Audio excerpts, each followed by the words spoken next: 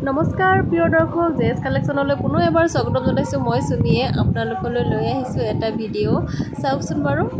এনেদৰে এটা কুৰ্তি ৰেডি কৰিলোঁ যদিহে আপোনালোকৰ এনে ধৰণৰ ডিজাইনেবল কুৰ্তি ভাল লাগে তেনেহ'লে আপোনালোকে অৰ্ডাৰ কৰিব পাৰিব আৰু কেনেদৰেনো মই ৰেডি কৰিলোঁ এয়া কুৰ্তিটো আপোনালোকক দেখুৱাব বিচাৰিছোঁ চাওকচোন এনেদৰে কাটিং কৰি ধুনীয়াকৈ চিলাই কৰিছোঁ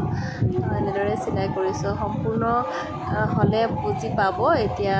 আধৰুৱা হৈ আছে চাওক এনেদৰে মই চিলাই কামবিলাক কৰোঁ আপোনালোককো দেখুৱাইছোঁ মোৰ ভাল লগা কামবিলাক এয়া চাওক কুৰ্তিটো এনেদৰে বনাইছোঁ এয়া ক্ৰেপ কাপোৰ দিছোঁ ভিতৰত আৰু ওপৰৰ কাপোৰটো হৈছে চিফন কাপোৰ হয়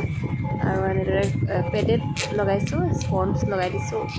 ফ্ৰণ্ট ছাইডত আৰু বেক ছাইডটো অলপ ডিপকৈ দিছোঁ আৰু ৰছী দিছোঁ এনেদৰে ফিটা চিষ্টেম ৰাখিছোঁ দুই ছাইডে ডিজাইন কৰি দিছোঁ এয়া